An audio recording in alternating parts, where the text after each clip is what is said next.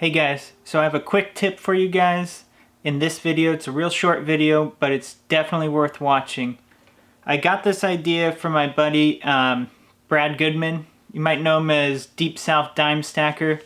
He was talking about it on the Welding Tips and Tricks podcast, and it just clicked in my head that yes, that is super important. So I got to give him a shout out. Check him out on Instagram if you guys don't know him yet. So we're just going to get into it real quick and get it over with.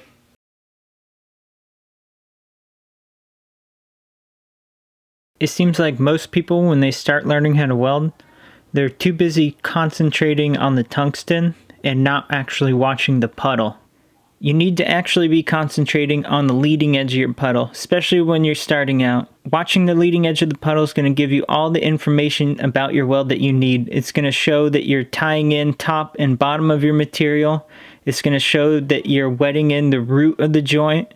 And staring at the leading edge is where your filler metal is going to go. So staring at something seems to make whatever you're pushing in go to that. That's another reason why staring at the tungsten ain't a good idea, because you can actually throw that filler straight into the tungsten on accident.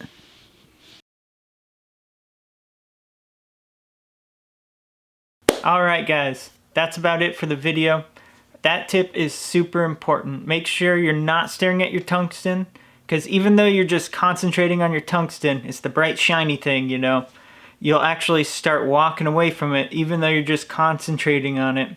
It seems like when you're just focused on the leading edge of that puddle, everything else kind of comes together. At least it does for me. But watch that leading edge. That way you know everything's tying in. That's basically reading the puddle. So hopefully that'll help you guys. I don't know if I told you, but I do have an affiliate link for HTP in the description below. If you guys are planning on getting a welder, definitely check them out. And if you're planning on getting HTP, use that one because they'll give me a kickback from it.